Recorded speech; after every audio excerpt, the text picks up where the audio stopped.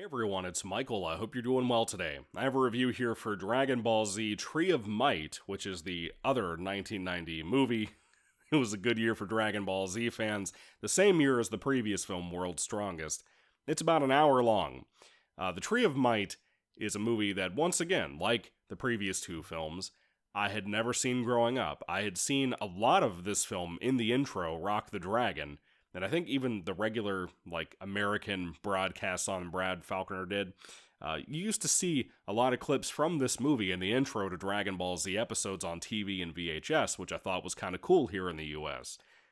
Anyway, never saw the movie, didn't know it existed or anything like that. I grew up on basically Bardock the Father of Goku, Lord Slug, and every movie after that, except for Wrath of the Dragon, and Path to Power and the previous Dragon Ball movies I reviewed. But that's basically it. When it came to Dragon Ball Z, I loved everything, essentially, and didn't have like a favorite or anything aside from maybe Broly.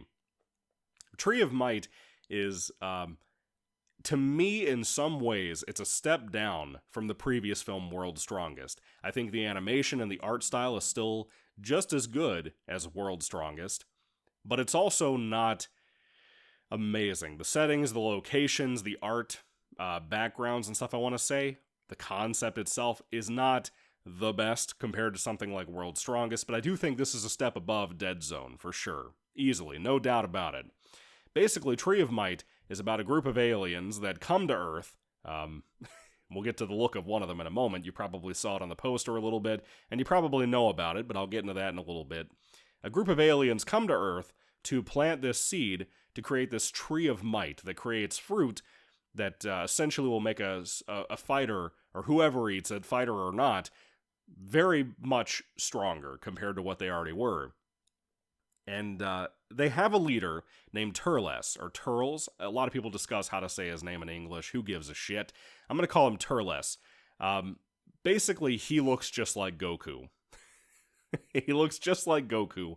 And apparently the story behind that is that at the time, in concept, Akira Toriyama was going to have every Saiyan have the same haircut and whatever. I believe this movie was planned before, and possibly even being created and drawn, before Vegeta was brought into the show.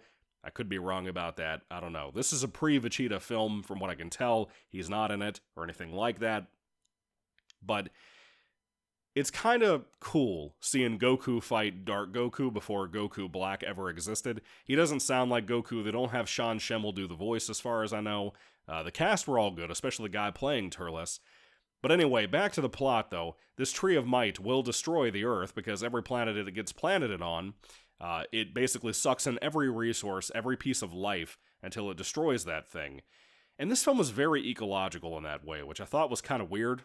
You know, a lot of Dragon Ball Z films start off with people camping or being out in the woods or anything like that. This movie is no different from that, by the way.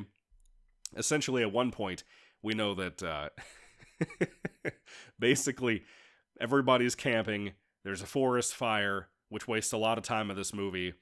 And the Z fighters, mainly the younger ones like Gohan and so on, have to get the Dragon Balls to wish back the forest to the state it was, and the animals that died in the wildfire to come back to life too. It's very strange. I just don't give a shit about any of that. I feel like it's to obviously make your good guys the good guys because they care about animals or whatever, and that's fine. But it feels like for an hour-long movie, you're taking up a lot of precious time to do that. This probably could have been a 40-minute-long movie if you'd gotten rid of that portion of the film. But anyway, the Tree of Might stuff is cool. Goku and the team showing up to fight these aliens with their Tree of Might and their super fruit, if you want to call it that. That stuff is interesting. I do like that. The fight with Goku and Turles is cool. That's a pretty fun fight to watch, and I never really knew it about Turles when I was growing up. I think I saw a couple of clips maybe online when I first started using YouTube, probably around 2006 or 7 or 8. I think I started to see, mainly little clips or thumbnails on YouTube that had Turles in it, and I just assumed it was like a redrawing of Captain Ginyu from back in the day. Because remember when he took over Goku, Goku was kind of evil, he had this smirk on his face, so on and so on. I think I assumed as a kid it was like fan art, because everybody knew about that back in the 90s and the 2000s, so, people did that. I did that once upon a time, despite not being able to draw. so I never knew who this was, or this movie or anything. The general concept is not bad. I think it's wasted, in general. The whole Tree of Might concept, Turles and the aliens, Goku I don't think ever made mention, mind you, it's been a couple of weeks since I watched this, I don't think he ever made mention about Turles looking just like him. I think he knows that he's a Saiyan, but they never make mention to them looking the same. But apparently, like I said, apparently Toriyama was going to have all of the Saiyan race look identical, or the discussion happened there. I don't think Toriyama was involved with the movies too much, maybe Dead Zone and that was it. He's probably a very busy man, probably couldn't. But I feel like that was kind of lazy. I'm glad that changed, because Raditz doesn't look like Goku. I'm pretty sure this came out after that and wasn't planned before it.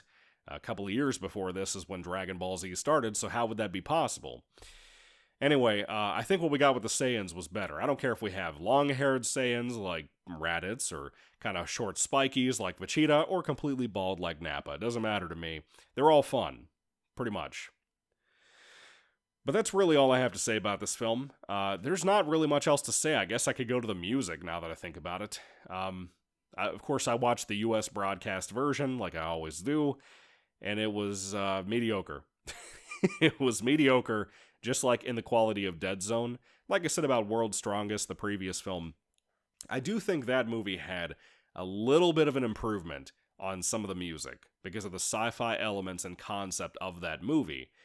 But when you get to the films like this that are more of the fantasy style of Dragon Ball Z, you can kind of love it or hate it, love it or lump it, whatever you want to call it. And I'm not dedicated to this movie, to be honest with you. I think it's a little bit better than Dead Zone, like I said, but it's definitely quite a step under World's Strongest for me. It feels like back to basics again, and I don't know how much I like that. You know, I don't know how I feel about everybody, the henchmen that are not Turles. Turles is pretty badass. I wish we had another comeback of him in like Dragon Ball Super or something. And you can say, well, how could you do that? But they've literally brought like every villain back at some point. I don't care if it was Frieza, Cell, Majin Buu got fucking reincarnated for God's sake. Garlic Jr. went from the movies into the show as a filler arc. Say what you will, they can do it. I don't care what you say, they can do it. Anyway, Dragon Ball Z Tree of Might is a very fine, okay, decent movie. If you're a big Dragon Ball Z fan, or a Dragon Ball fan in general, like I've said about previous films, even if they were kind of mediocre, like Dead Zone, I'd recommend it. I think people would enjoy this for the most part.